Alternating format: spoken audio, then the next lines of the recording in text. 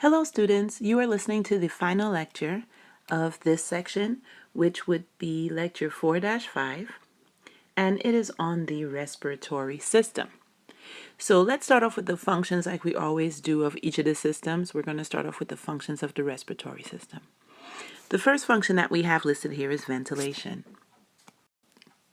Simply put, ventilation is breathing. And whenever you are breathing, the air is going to be warmed because it passes over the nasal conchae, and other bony processes make the air turbulent. And when that air becomes turbulent, it becomes warmed so it doesn't hurt when you're breathing in, and it's humidified, it's filtered. You'll be better off smoking a cigarette through your nose than your mouth because of your nasal conchae, because of the fact that the air is conditioned, in other words. Also, we know that the respiratory system functions in gas exchange. The oxygen is brought into your system, carbon dioxide is removed. Now, I know that on our lecture here it shows a big 2. Of course, these should be subscripts like that, just to make sure that you understand it's molecular oxygen and carbon dioxide that we're looking at. The respiratory system is also responsible for cellular respiration. Our cells require oxygen to break down sugars, to break down nutrients, and to produce energy. So this molecule is glucose, sugar, CH2O, and with the help of oxygen, the energy is extracted out of that glucose to make ATP, which is our energy currency of our cells. And of course, a waste product is carbon dioxide, which we breathe out, and H2O, which is removed in other ways as well. Then we have the pH regulation, and whenever you exhale the CO2, it helps regulate the pH in our blood. What happens is anytime carbon dioxide comes into contact with water, carbonic acid is formed. So the removal of CO2 helps regulate the pH in our blood to keep it closer to neutral instead of it going more acidic. Some other functions that are not listed here though would be the fact that the respiratory system helps produce sound. It permits speech, singing, and other forms of communication. And the respiratory system also aids in the sense of smell by olfactory receptors that are in the nasal cavity. So here are the functions. These are the functions of the respiratory system. And now we're going to look at the organs of the respiratory system, one at a time. We are going to start off by looking at the nose and the nasal conchae. And as you can see, the nasal conchae, as the air is breathed in, it rolls around in the nasal conchae. If you can see that color, not too sure if you can, so I'll switch it. The air rolls around, becomes really turbulent, and it's conditioned in the nasal conchae. You also are going to have some hairs in your nasal cavity with mucus, and these hairs guard the nostrils, and it prevents entry of large particles that are carried in the air. We're also going to look at the pharynx, which is also an organ of the digestive system. So you'll see that again in our next unit. The larynx, the trachea, and then of course we're going to have to take a look at the lungs. And we will also look at the bronchioles, the bronchus, the primary, secondary bronchus, and then the bronchioles. The nose is the primary airway for respiration, and we have bone and cartilage that support the nose internally. The nostrils are openings through which the air can enter and leave, and we call those the external nares. The nasal septum is composed of bone and cartilage and divides the nasal cavity into right and left parts. So the nasal cavity has mucus and hairs in it. The internal hairs guard the nostrils and prevents entry of large particles that are carried in the air. Also, As air passes over the mucous membranes, heat leaves the blood and warms the air, adjusting the air's temperature to that of the body. Incoming air is moistened as water evaporates from the mucous lining, and the sticky mucus secreted entraps the dust and other small particles entering with the air. Hopefully you can remember when we went over histology that there was the epithelia there had cilia on it in the respiratory system. So whenever the mucus secretes mucus, whenever the mucous membrane rather secretes mucus and entraps the dust and other small particles, the cilia of the epithelial lining move and they push a thin layer of mucus and all of the particles that are entrapped toward the pharynx, where the mucus is swallowed. In the stomach, there's gastric juices that destroys the microorganisms that are inside of the mucus. The nose will also consist of the hard palate and the soft palate. That would be the area that if you took your tongue and pressed up against the top of the roof of your mouth, the hard portion is the hard palate. And as you move your tongue further backwards, you begin to feel it become softer. That would be considered the soft palate. And then there are the paranasal sinuses. The paranasal sinuses are these air-filled spaces within the frontal, ethmoid, sphenoid, and maxillary bones of the skull. And the paranasal sinuses, because they are air-filled, they help reduce the weight of the skull. And they are also resonant chambers that affect the quality of your voice. As a matter of fact, a lot of us, I don't know about you, but I know many times, for example, if I go to a park, the water park that we have here, I, by the end of the day, have some sort of sinus infection. Water. Okay, so a painful sinus headache results from blocked drainage that's probably caused by either an infection or an allergic reaction. And you can feel it in those particular places where we call the paranasal sinuses. And many times a doctor, if you go in, a doctor would have you bend your head forward. And when you feel the pressure in those particular areas, then they will know that you have a nasal infection.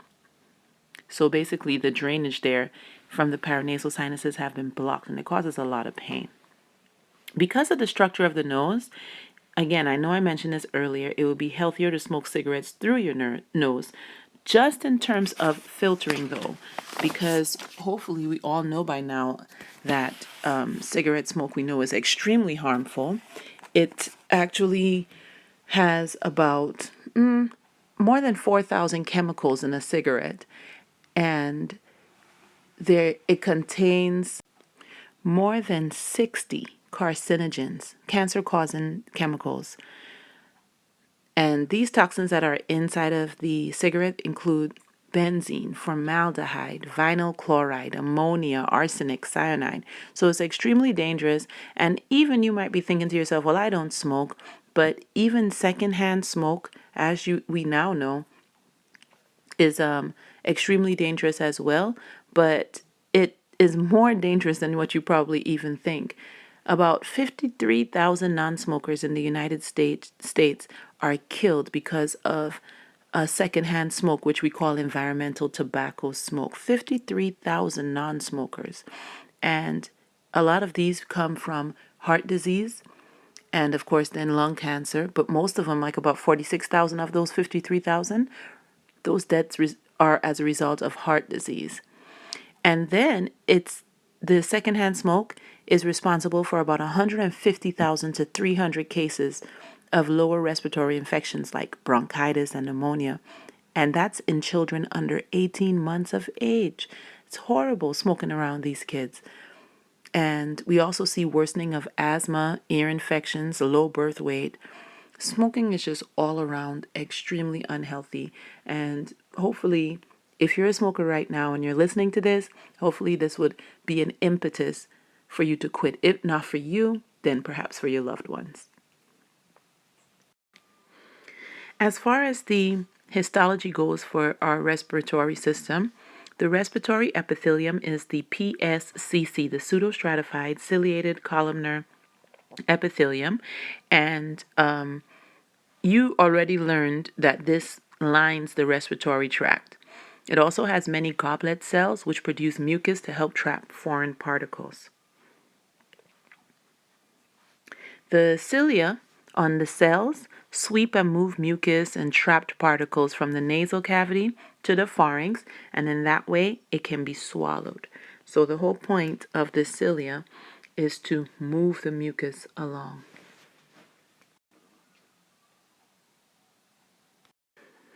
So having the cilia on the epithelia is wonderful because, again, it helps sweep the debris that's trapped in the mucus.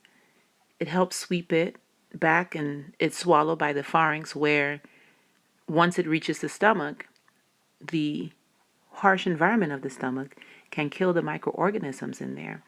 Well, that works for you. Well, unless, of course, you smoke. If you're a smoker, you destroy the cilia. And this is why a lot of times smokers have that hacking cough, because they cannot move the mucus along. Extremely dangerous. If you stop smoking today, though, your cilia will grow back. If you're severely damaged, it could take probably about 10 to 15 years for it to grow back, but at least it will grow back and you'll be able to function as normal. Some people who are extremely heavy smokers end up having scar tissue, and then, unfortunately, the cilia cannot grow back, and this will then lead to other severe health problems. So this picture is pointing out some parts that you are required to know. Of course, you need to know the external nares, and you can see here, you can also see the little hairs that help trap particles. You should know the hard palate and the soft palate. And then we have this portion, which is the nasal septum, that separates the nasal cavity in right and left portions. And then we have the nasal conchae. Now, you don't have to remember superior, middle, and inferior. Just know that these are the nasal conchae, and you can see that these allow the air to come in, and they make the air very turbulent, conditions the air for us. This picture shows you the location of the paranasal sinuses. You can see the frontal sinus in red, and the ethmoid sinus as well in a lighter, brighter red. And then in the purple, we see the sphenoid, and in sort of like a dark pink, we have the maxillary sinus. So again, these are all air-filled, and they help reduce the weight of the skull. They help us with our vocal resonance. If you have an infection, you will sound, your voice, the quality would not be the same. And it also increases the surface area for mucus secretion. So again, these are extremely important when it comes to helping reduce the weight of the skull. If every part of our skull was just filled with bone very densely, our heads would be way too heavy. Next up, we have the pharynx. The pharynx is an organ of the digestive and the respiratory system.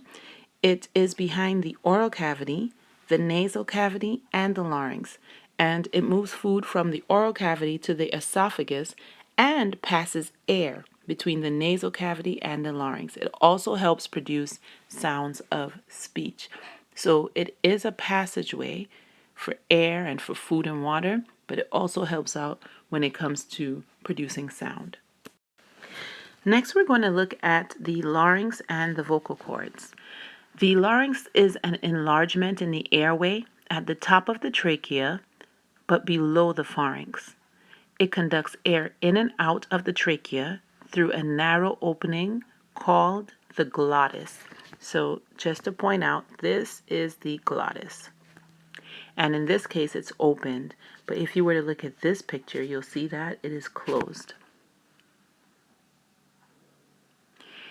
It also prevents foreign objects from entering the trachea, and the larynx it houses the vocal cords. The larynx contains cartilage. The largest are the epiglottis. So this is the epiglottis, and it also has the thyroid, which we call the Adam's apple, and it has cricoids. So The epiglottis projects above the glottis, and when you swallow, the larynx is elevated and the elastic epiglottis folds back over the glottis. And this prevents the entry of liquids or solid food in the respiratory tract.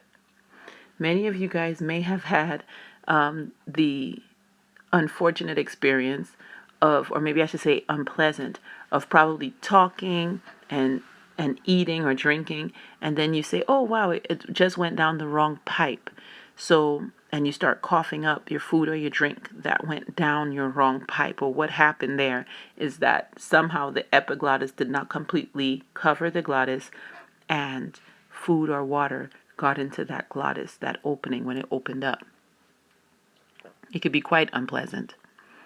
The larynx also has 3 smaller pairs of cartilage. There's the what we call the arytenoids, and then the corniculate cartilage and the cuneiform cartilage. On this picture, the corniculate and the cuneiform cartilages are pictured here. There are also 2 pairs of ligaments known as the vocal cords. The upper cords are false vocal cords, and these are called false vocal cords because they do not produce sound. And the lower folds of muscle tissue and elastic fibers are true vocal cords, and these produce sound. The air that's forced between the vocal cords causes them to vibrate from side to side, and when they vibrate, they generate sound waves. Words are produced by changing the shapes of the pharynx and the oral cavity and using the tongue and lips to transform the sound. Pitch or musical tone is formed by contracting or relaxing muscles that alter the tension on the vocal cords. Increasing tension raises the pitch, and decreasing the tension lowers the pitch. The intensity or the loudness of a sound reflects the force of air passing through the vocal cords.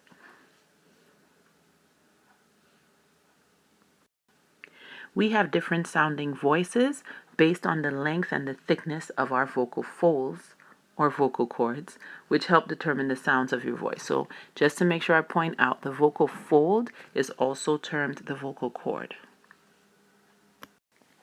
You may have heard of laryngitis, and that will be the hoarseness or the lack of a voice. And laryngitis is when the mucous membrane of the larynx, so this structure that we're talking about right now, when it becomes inflamed or swollen, which can happen due to an infection or an irritation from inhaled vapors or something like that, it prevents the vocal cords from vibrating as freely as possible, as freely as they did before. And so then this swollen tissue can, cause some discomfort. Laryngitis is usually mild, but if it were dangerous, it is because the swollen tissue can obstruct the airway and interfere with breathing. So a lot of times in that case, a tube will be inserted into the trachea through the nose or mouth to help restore the passageway until the inflammation is gone. Next, we're going to move on to the trachea, and I put this picture in here just to make sure that I point out the cartilage that wraps around the trachea, but it does not wrap around it completely. We say that it is C-shaped, so it's not going to go all the way. There's an empty space that I'm going to put into blue there around the trachea. Okay, so as we move on to the other slide, I'll talk about the trachea, but keep this structure in mind, the fact that they have the C-shaped pieces of cartilage around the trachea. Another term for the trachea is the windpipe.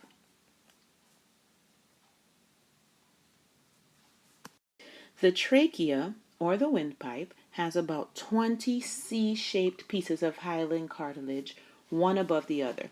The rings of the trachea prevent collapsing and blocking the airway. But the ring is incomplete with soft tissue towards the back so that the esophagus can expand as food moves through it to the stomach. It's lined with ciliated mucosa, So the ciliated mucosa lines the trachea's inner walls and filters incoming air and moves entrapped particles upward into the pharynx, where the mucus can be swallowed.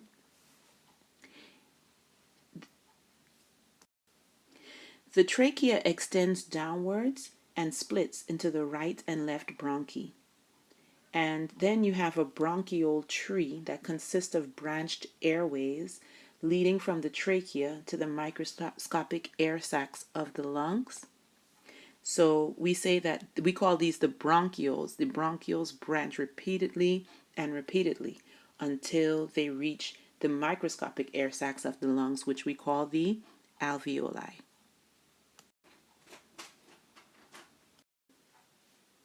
So this picture shows us starting off with the trachea, and it shows how that is further divided into the right and the left primary bronchus. Then the primary bronchi are split into the secondary bronchus, as you can see here in blue. And then the secondary bronchus is split into the tertiary bronchi even further, which of course will eventually be subdivided smaller and smaller as you lead away from the trachea into small microscopic air sacs in the lungs, which are called the alveolar sacs, or the alveoli is plural. And this is where gas exchange takes place. Now we're going to move on to the lungs. The lungs are soft and spongy, and they're cone-shaped organs that are located inside of the thoracic cavity, or the pleural cavities. And the lungs have a layer of serous membrane, which we call the visceral pleura, on the lung's surface. And this firmly attaches to each lung surface and folds back to become the parietal pleura. The parietal pleura, in turn, forms part of the mediastinum and lines the inner wall of the thoracic cavity. The right lung is larger than the left lung, and it's divided into 3 lobes. The left lung has 2 lobes. A lobe has connections to blood and lymphatic vessels and lies within connective tissues. So a lung has lymphatic vessels, air passages, alveoli, blood vessels, connective tissue, and nerves. And again, the right lung it's larger, it has 3 lobes, whereas the left lung has just 2 lobes. It takes up less space because the heart needs to be able to fit within the cavity. So here you have a picture of the lungs, and you can see that the right lobe has 1, 2, 3 lobes, and the left lobe has 1, 2 lobes. And hopefully you can also understand the relationship of the primary and secondary and tertiary bronchi as they branch off within the lungs. And then of course you have the which would not be pictured here, but you'd have the alveoli, which are microscopic sacs. That's what these terminate into. So these microscopic sacs, or the alveoli, where gas exchange occurs, are clustered at the distal ends of the respiratory tubes. And you have about 150 million of them per lung. Well, of course, unless you're a smoker.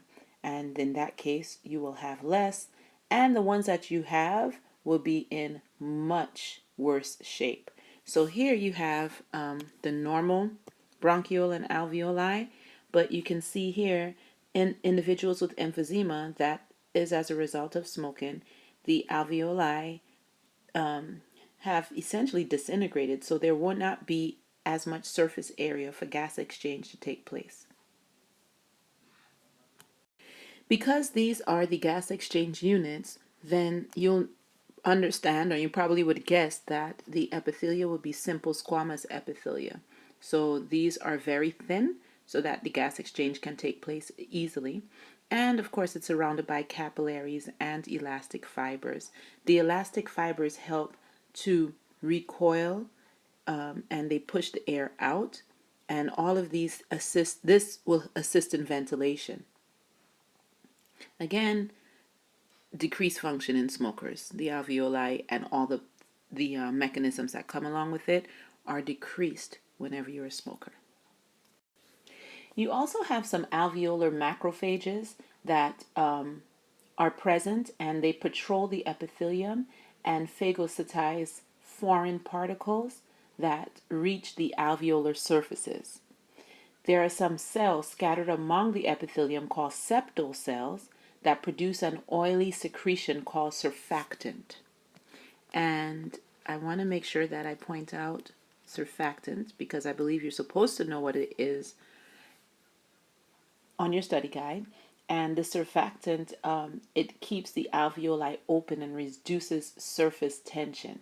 If you don't have surfactant, the surface tension would collapse the thin alveolar walls. Surfactant is a substance that is secreted by the lungs.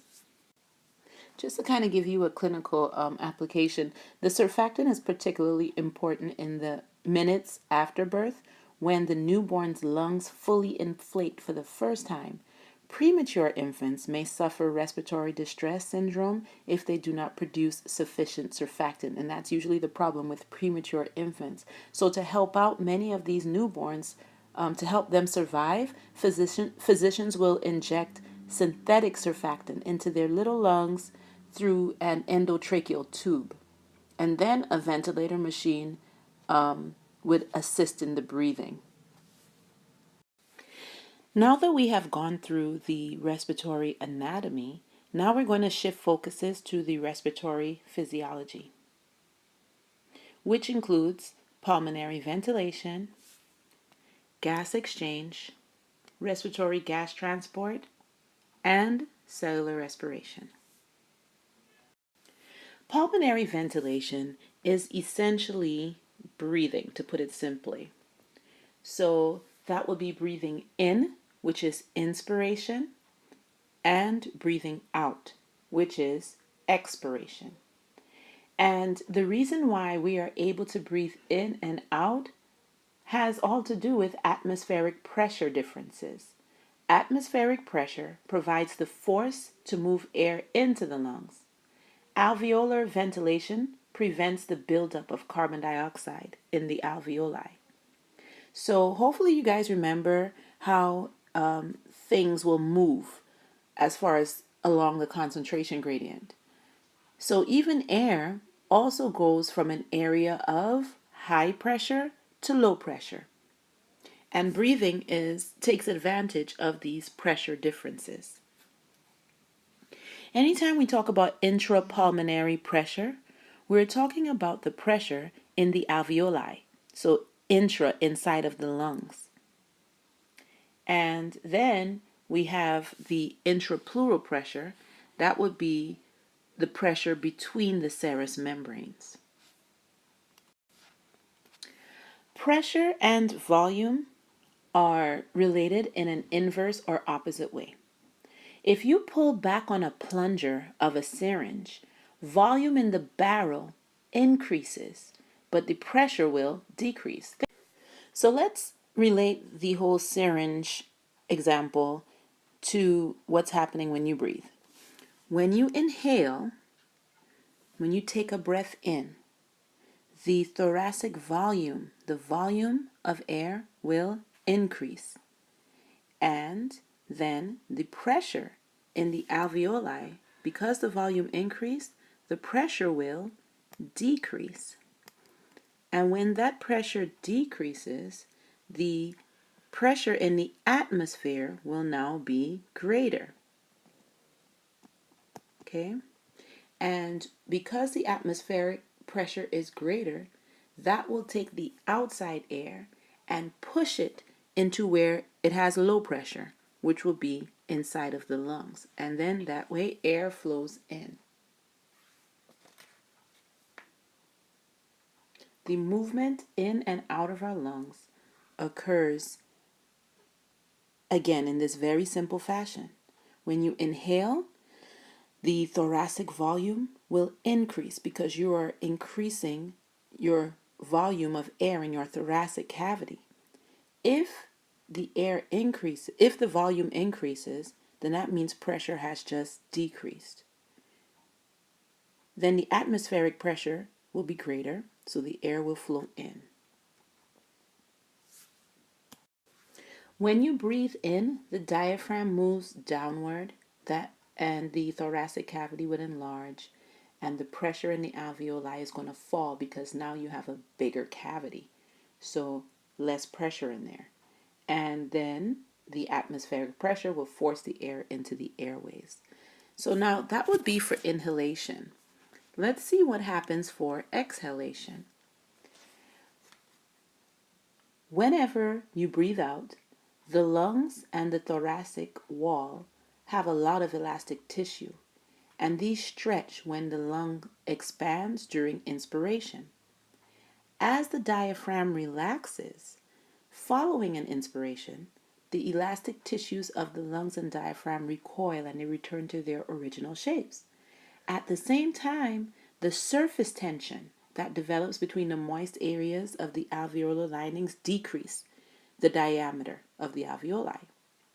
Each of these factors will increase alveolar pressure.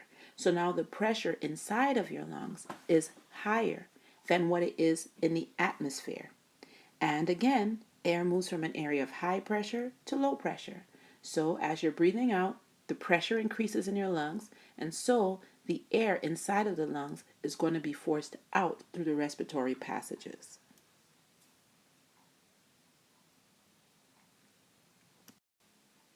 When we get back together in class, I will go over this I will show an animation of this, so that way you can have some visual aspect associated with the verbal lecture. And just to relate this to the muscles that you have covered already, if a person needs to exhale more air than normal, the internal intercostal muscles is what are engaged. Those will be contracted, and the muscles pull the ribs and sternum downward and inward, increasing the pressure of the lungs. Also, you can have the engagement of the abdominal wall muscles, including the external and internal obliques, the transverse abdominis, and the rectus abdominis. All of these squeeze the abdominal organs inward. And then this way, you'll have the pressure increase even more and force the air to be pushed out of the lungs. And as far as inspiration goes, if a person needs to take a really deep breath, the diaphragm and the external intercostal muscles contract more forcefully. And then you have other muscles that come into play, like the pectoralis minor and the sternocleidomastoid, that help pull the thoracic cage farther upward and outward, and it enlarges the thoracic cavity and decreases the internal pressure so that air can flow in. So we just talked about how inhalation happens and how exhalation happens. One inspiration followed by an expiration is termed the respiratory cycle. And the volume of air that enters or leaves during a single respiratory cycle is termed the tidal volume. Now, just to clarify, you do have some other air movements that are non-respiratory movements. These are air movements that are other than breathing. They are used, for example, to clear air passages, like when you cough and sneeze, or if you express an emotion, like if you're laughing or crying. All of these are air movements. They're just not respiratory, so we call them non-respiratory movements. Coughing, when you cough, that involves taking a deep breath, closing the glottis and forcing air upward from the lungs against the closure. A sneeze is much like a cough, but it clears the upper respiratory passages rather than the lower ones. Laughing involves taking a breath and releasing it in a series of short expirations. Crying has very similar movements. As a matter of fact, if you look at someone from behind crying or laughing, you could not tell the difference many times. So this is why you'd actually have to see their facial expression to know if they're crying or laughing. A hiccup, that is caused by a sudden inspiration due to a spasmodic contraction of the diaphragm while the glottis is closed. And then you have air that strikes the vocal cords and it generates that hiccup sound. And then there's yawning. It's familiar to everyone, and perhaps a little more in our Bio 190 class than your other activities. And its significance of how it is contagious, we still can't figure out why yawning is contagious. We thought that it had something to do with increasing your oxygen intake, but when we look at studies, the individuals who usually yawn because someone else yawned, a lot of time they don't have low oxygen concentrations in their blood. So why did they yawn? So all of these things are still barely understood. Okay, hopefully you can recall from probably our very first section in our class that you learned about how everything moves via diffusion, which is moving from an area of high concentration towards an area of lower concentration. For gases, it's probably better to think of diffusion from a region of higher pressure towards a region of lower pressure. The pressure of a gas determines the rate at which it diffuses from one region to another. When we look at the Dalton's law of partial pressure, what is being said here is that the pressure of a mixture of gases is equal to the sum of the pressures of each of the gases. Measured by volume, ordinary air is about 78% nitrogen, 21% oxygen, and then maybe about 0.04% carbon dioxide. And then there's some other trace gases in air as well that really have little or no physiological importance. Anyway, the Dalton's law of partial pressure is saying that in a mixture of gases like air with all those different gases, each gas accounts for a portion of the total pressure. The amount of pressure each gas contributes is called the partial pressure. Partial pressure is just what each gas contributes to the pressure, to the overall pressure, the total pressure. For example, air is 21% oxygen. So oxygen accounts for 21% of the atmospheric pressure. So the partial pressure of oxygen, symbolized, by the way, as PO, and then this, once again, should be a subscript, okay, PO2. And whatever number is associated with it would then be like the concentration. It's sort of like the concentration of a solute inside of a solution. Well, similarly, you can have, say, PCO2. That would be the partial pressure of carbon dioxide in the air.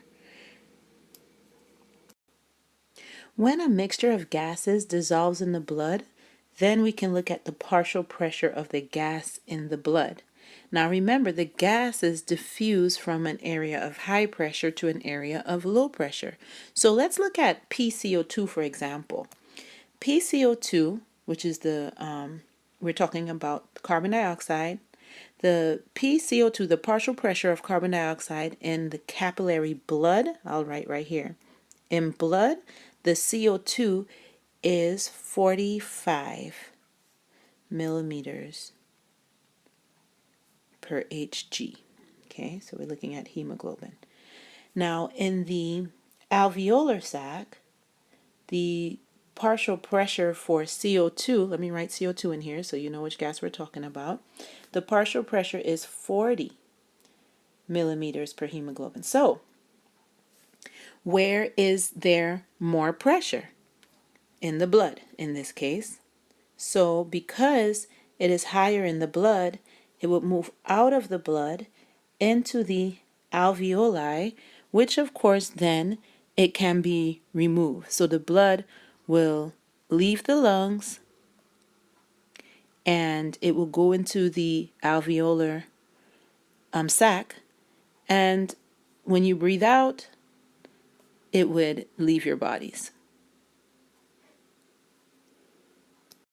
We can also look at this in terms of the partial pressure of oxygen. Okay, so in the blood, here we have the blood.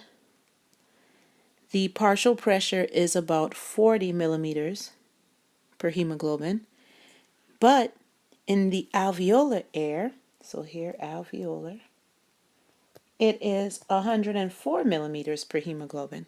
So where is there higher pressure? Of course, in the alveolar air.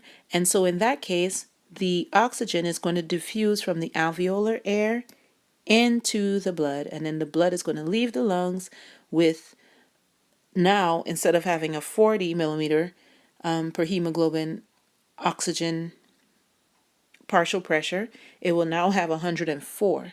And then, of course, that blood is going to go everywhere else that needs in your tissues. It will take it to the tissues that need some more oxygen and unload the oxygen.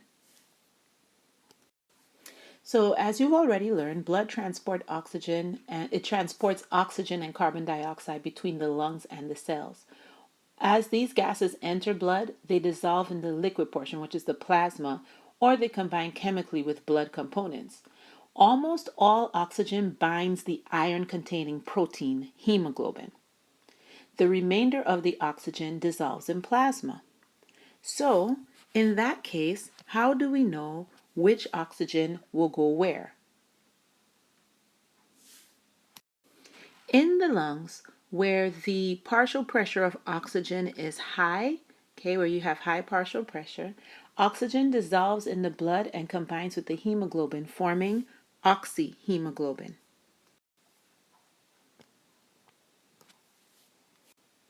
So again, anytime there is a high pressure of oxygen, then the oxygen and the hemoglobin, which have a high bonding affinity, okay, they will bind and form oxyhemoglobin.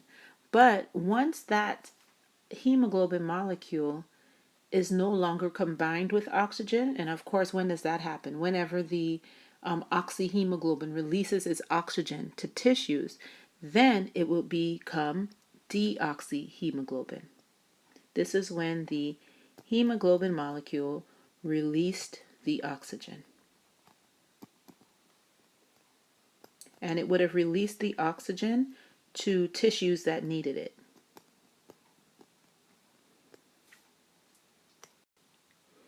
So thankfully, the hemoglobin molecule and the oxygen have a high affinity for binding for each other, but the bond that is formed between them is also very weak. And this is why the oxygen is able to be released so easily whenever it gets to areas, whenever the blood gets to areas that has depleted their oxygen supplies during cellular respiration, then the hemoglobin can release that oxygen to those tissues. Blood flowing through capillaries. Let's move on to the carbon dioxide transport now. So the blood flowing through the capillaries gains carbon dioxide because the tissues have a relatively high partial pressure of carbon dioxide. So remember, as the blood moves and dumps off the oxyhemoglobin dumps off the oxygen into those areas that need it, remember that they're also going to have high carbon dioxide pressures there as well. So the blood transports carbon dioxide to the lungs, but it does so in one of three forms. It either does it as a dissolved gas, or bound to the hemoglobin, or most of it is converted to carbonic acid. Remember earlier I mentioned that carbon dioxide plus water yield carbonic acid, H2CO3. I'll get into each of these mechanisms in a few slides. Okay, let's move on to the regulation of breathing, or the control of breathing. Normal breathing is a rhythmic, involuntary act that continues even when a person is unconscious. The respiratory muscles, however, are also under voluntary control. So if you decided to take a deep breath or to expel a deep breath, then you are doing that under voluntary control. But just your regular rhythmic type of breathing is under involuntary control. So the as far as regulation of breathing goes, you have chemoreceptors that are monitoring the carbon dioxide levels. And these chemoreceptors are sensitive to pH of the blood or of the cerebral spinal fluid. If you are not breathing enough, which is hypoventilation, okay, so this would be less, hypo is less, so less breathing. If you're not breathing enough, the carbon dioxide rises in your blood and the carbonic acid forms. Here's the carbonic acid, H2CO3. Okay, so carbon dioxide plus water will yield carbonic acid. So if you're breathing less, carbonic acid will form, which will cause your acid levels to rise, which means that your pH is going to become lower. It decreases. And whenever the pH decreases, this will help to stimulate respiratory activity. Also, if you're working out, lactic acid levels rise, and that causes a drop in pH. And again, this helps stimulate your respiratory activity. You start breathing a little harder. The rhythmicity centers of the medulla oblongata, those set the pace for respiration. The brain's involuntary respiratory center regulates the respiratory muscles and controls the frequency or the rate and also the depth of breathing. Interestingly, blood oxygen levels play a very minor role in the control of your respiration. It is really the carbon dioxide levels that triggers your breathing mechanism. So if your carbon dioxide levels are getting too high, then you will have that prompt to breathe. It is not really low blood oxygen that triggers you to breathe, because low blood oxygen has little direct effect on your chemoreceptors associated with respiratory areas. A person can voluntarily stop breathing for a very short time. If breathing stops, blood levels of carbon dioxide rise, including the hydrogen ions, which causes it to become more acidic. And then these changes will stimulate chemoreceptors and urge you to inhale. That urge to inhale overpowers the desire to hold your breath. So if you have a little naughty kid who says, I'm going to hold my breath, let them, because eventually the urge to inhale will overpower them holding their breath, and they'll get over whatever it is they're throwing the tantrum about, hopefully, after that. Now, here's something that people do that's quite dangerous called hyperventilation. Hyper means more, and ventilation means breathing. So a lot of times if some individual wants to hold their breath for a very long time, they will hyperventilate. Hyperventilation would then rid your body of the carbon dioxide, so it lowers the carbon dioxide level, and then it would take much longer for the carbon dioxide to rise to the level that stimulates the respiratory areas. So if you hyperventilate, you will be able to hold your breath longer. However, this is a really horrible practice because, we've even had individuals who, for example, go lobster diving and they will hyperventilate before they dive so that they could stay under the water longer. But that practice of hyperventilation to hold a breath longer is really dangerous because the person can lose consciousness under the water and then they can drown. And this has happened before. This happened a few years ago to some individuals who went lobster diving off of the coast, and the guy never came back up because he just lost consciousness and remained underwater.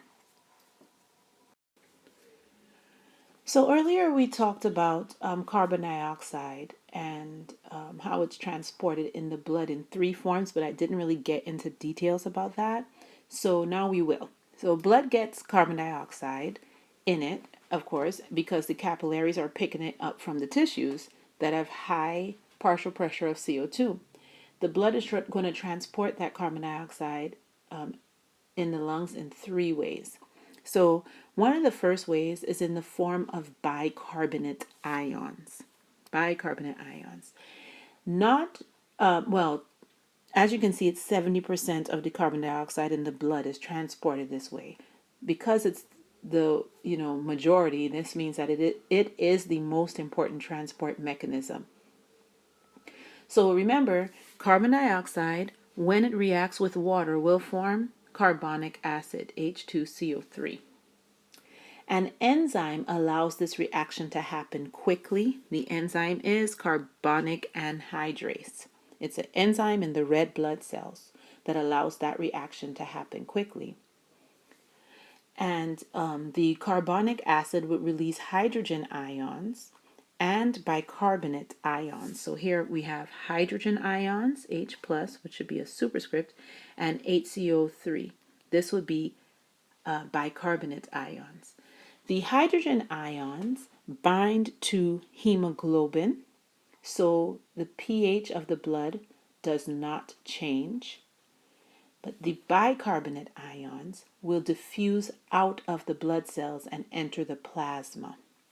So these ions, the bicarbonate ions, go into the plasma, and the hydrogen ions will bind to hemoglobin so that the pH of the blood doesn't change. If the hydrogen ions stayed inside of the blood, then the blood would become more acidic. The pH will lower, and that would be extremely dangerous. You can die. So areas that have a high concentration of carbon dioxide will drive the reaction towards the right. So this is when you would get this reaction. And in the lungs, where you have low CO2, you will have the reaction to the left. It would drive the reaction in this direction. So carbonic acid would form carbon dioxide, and then that carbon dioxide would be transferred to the lungs. As you can see here, the arrows show that it can go in two directions. I'm drawing this in green. So depending upon the conditions, if it's high CO2, then the hydrogen ions and the bicarbonate ions would be formed. Bicarbonate ions would be released into plasma. The hydrogen ions will join the hemoglobin molecule so that it wouldn't just linger in the blood and cause it to become more acidic. And then if the lungs have low CO2, then the reaction would go to the left, and water and carbon dioxide will be formed. Carbon dioxide will be released through the lungs when you exhale. Okay, now there are two other ways that carbon dioxide is transported, and another way would be that it binds to amino groups in the hemoglobin, and it forms carbaminohemoglobin in the red blood cells, and about 23% of the carbon dioxide is transported this way. So the carbon dioxide will loosely bond with the hemoglobin. Now remember, when we look at the hemoglobin, it has different seats. It has iron, where oxygen sits in the iron. That's the heme. And then there's the amino group of the hemoglobin. And the amino group, those are the seats that carbon dioxide sits in. So the heme, which is the iron that the oxygen sits in, and then the carbon dioxide, which sits in the amino group, they do not have to compete for the same seats, thankfully, because they sit in two different seats in the hemoglobin molecule. But when carbon dioxide bonds with the amino group of the hemoglobin, it forms carbaminohemoglobin. Now this decomposes quickly in areas with low carbon dioxide. So then when there's low carbon dioxide, the carbaminohemoglobin will release the carbon dioxide. And again, that's about 23%. This will be a really effective way to transport carbon dioxide, but the problem is that carbaminohemoglobin forms slowly. So even though it's really effective, it does it in a very slow manner. So it's only about 23% of the carbon dioxide that blood transports in this form. And then another way that carbon dioxide is transported is simply being dissolved into plasma. The amount of carbon dioxide that dissolves in plasma is determined by its partial pressure. The higher the partial pressure of carbon dioxide is in the tissues, the more carbon dioxide will go into the solution. But only about 7% of carbon dioxide that blood transports is transported in this form. So in this figure, it shows all three ways in which carbon dioxide can be transported. Of course, you have that way where only 7% is transported, which is through just simply being dissolved into plasma. And then you have the in the form of bicarbonate ions right here, HCO3 forming, and then the bicarbonate ions will eventually diffuse out of the blood cell and it will enter the plasma as you see here. And of course, it's 70%. This is the most abundant way that carbon dioxide is removed from the blood. And then you also have carbon dioxide combining with the hemoglobin, and it combines in the amino group portion of the hemoglobin molecule. About 23% is removed this way. Again, this would be a really effective way, except the formation of carbaminohemoglobin is very slow. So those are the three ways that carbon dioxide is removed from the blood. Please make sure you go over them, understand all three ways, because of course it's going to be coming on your exams and quizzes. Okay, so now we're just going to move on here to respiratory air volumes and capacities, because some of these are some terms that you need to know. You have different intensities in breathing, and different intensities would move different volumes of air in and out of your lungs. Spirometry is a test that measures such air volumes. So you have three distinct respiratory volumes that can be measured with spirometry. One inspiration plus the following expiration is called a respiratory cycle, as mentioned earlier. The volume of air that enters or leaves during a single respiratory cycle is termed the tidal volume, TV. That would be tidal volume, and we already went over this earlier as far as its definition. Then you have what we call the IRV, which is the inspiratory reserve volume. During a forced inspiration, air, in addition to the resting tidal volume, enters the lungs. So your regular amount of air, resting tidal volume, will enter, but then even more air will enter because this is a forced inspiration. The extra volume is called the inspiratory reserve volume, IRV. Okay? Then you have the expiratory reserve volume. And so when you are expiring, when it's a forced expiration, you will have your normal amount that would leave on a normal expiration, but the lungs can expel even more. Okay, so like about 1100 milliliters of air beyond the resting tidal volume. That will be the ERV, the expiratory reserve volume. Then you have the residual volume. Even after the most forceful expiration, you will still have about 1200 milliliters of air remaining in the lungs. This is called the residual volume. Residual volume.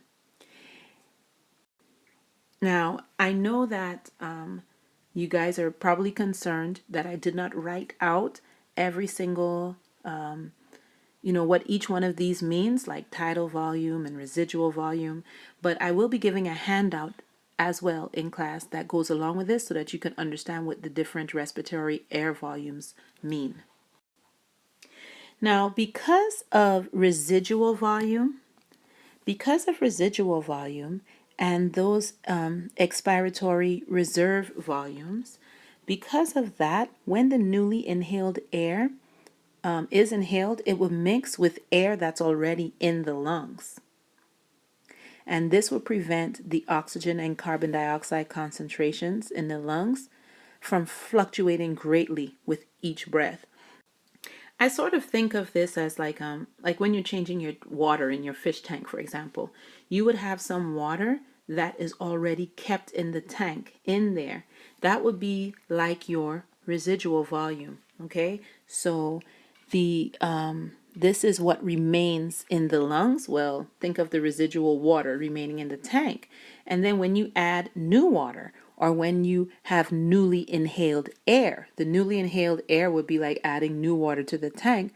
The new water is going to mix with the old water that already exists, and then the conditions, the fish's environment will not be changed so greatly. That's how it, because of the residual volume, that is the air that remains in your lungs. Because of that, the new air that's inhaled is going to mix with that what's already in the lungs, and then the oxygen and carbon dioxide concentrations will not have such a great fluctuation. It's a really cool system when you think about it. Okay, when you combine like two or more respiratory volumes, then you get what is called the respiratory capacities.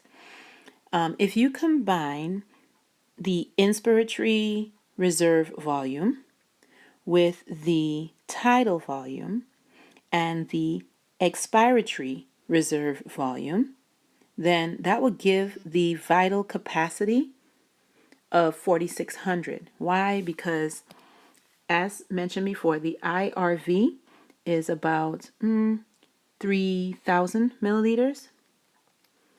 The tidal volume is about 500 milliliters, and then the expiratory reserve volume is about 1,100 millimeters. So when you add that all up together, you're going to get a vital capacity of 4,600. So this is the maximum volume of air a person can exhale after taking the deepest breath possible. So these are all of those exhalation volumes, okay? IRV, TV, ERV, all of these would combine to form 4,600 milliliters of the max amount of exhaled air after a deep breath. The vital capacity plus the residual volumes would equal the total lung capacity. TLC is total lung capacity. And that will be the sum of the volumes from the vital capacity and the residual volume. That will equal to about 5,800 milliliters of total volume of the lungs. I mentioned the instrument called a spirometer before, and this measures the respiratory air volumes, except for the residual volume, which requires the residual volume requires a special technique to measure. But these measurements are used to evaluate the courses of emphysema, pneumonia, and lung cancer, conditions in which functional lung tissue is lost. So the spirometry may also be used to track the progress of a disease such as asthma that can obstruct air passages. This figure is showing you the relationship between respiratory volumes and the lung volume in millimeters, right? And then the capacities as well. So for example, here you have tidal volume, and it shows that tidal volume is about 500 milliliters, okay? And of course, you have the residual volume, and residual volume is about 1,200 milliliters of air that remains in the lungs. That will be residual volume. You have expiratory reserve volume, and that is during the forced expiration, the lungs can expel up to about 1,100 milliliters of air. So you can see that that is about that much, 1,100 mils. That will be expiratory reserve volume. The inspiratory reserve volume You remember you'll have forced inspiration. Air, in addition to the resting tidal volume, enters the lungs. The extra volume is the inspiratory reserve volume, and at a maximum, it would be about 3,000 milliliters, as you can see here. During inspiration, if you were to look at this, the green, and you consider that like the pen movement, okay? During inspiration, where do you think the pen would move? And hopefully you answer that it would move further upward. As you can see, that's all your inspiratory or your inspirations. It would move upward because it would be the lung volume will increase when you're breathing in, inspiring. When you are expiring, when air is being removed, then the pen will move downward. There are two more terms that I did not cover as far as the capacities go. You have the tidal volume, which is about 500 mils, and the inspiratory reserve volume, which is 3,000 mils. This gives the inspiratory capacity. So that would be about 3,500 mils. That is the maximum amount of that's inhaled after a normal exhalation. Then you have the FRC, which is the functional residual capacity. The functional residual capacity is the volume of air that remains in the lungs following a resting expiration. So the expiratory volume, reserve volume, is about 1,100 milliliters, plus the residual volume, which is 1,200 milliliters, will equal the functional residual capacity. And that would be about 2,300 milliliters. And again, the functional residual capacity, which is the volume of air that remains in the lungs following a resting expiration.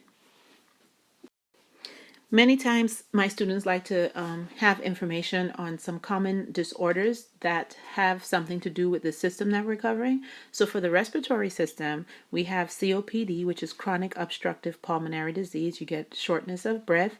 You can read up on these on your own. Of course, emphysema, which I already mentioned earlier, and that's when the alveolar tissue is destroyed. So you have fewer alveoli that are remaining, and they don't have as big of a surface area, though.